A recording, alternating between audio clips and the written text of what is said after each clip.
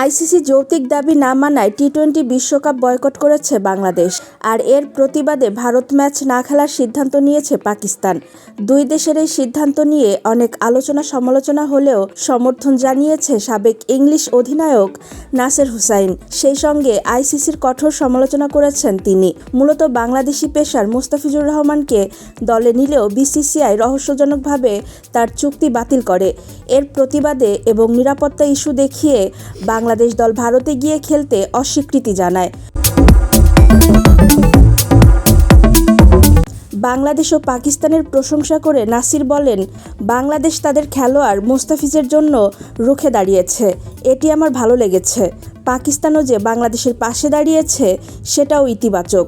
কাউকে না কাউকে তো বলতে হবে যে অনেক হয়েছে, এবার রাজনীতি বন্ধ করে আমাদের ক্রিকেট খেলতে দিন। আইসিসি কঠোর অবস্থান নিয়ে বাংলাদেশকে টুর্নামেন্ট থেকে বাদ দিয়ে দেয়।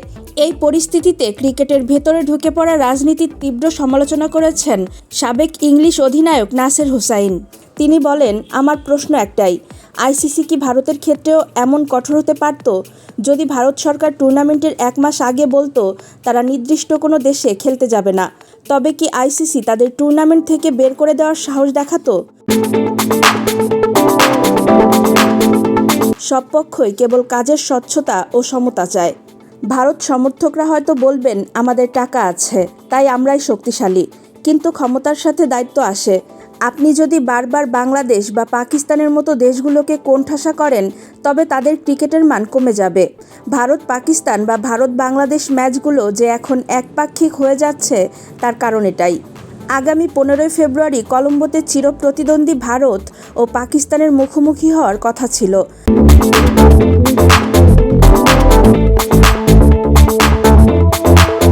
তবে পাকিস্তান সাফ জানিয়ে দিয়েছে তারা ভারতের বিপক্ষে মাঠে নামবে না।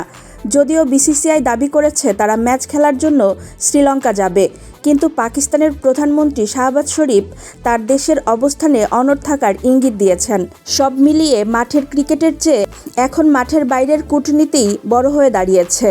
20টি দলের এই মহাযজ্ঞ শুরুর আগেই এমন অচল অবস্থা ক্রিকেটের ভবিষ্যতের জন্য এক অন্ধকার সংকেত বলে মনে করছেন ক্রিকেট বিশ্লেষকরা।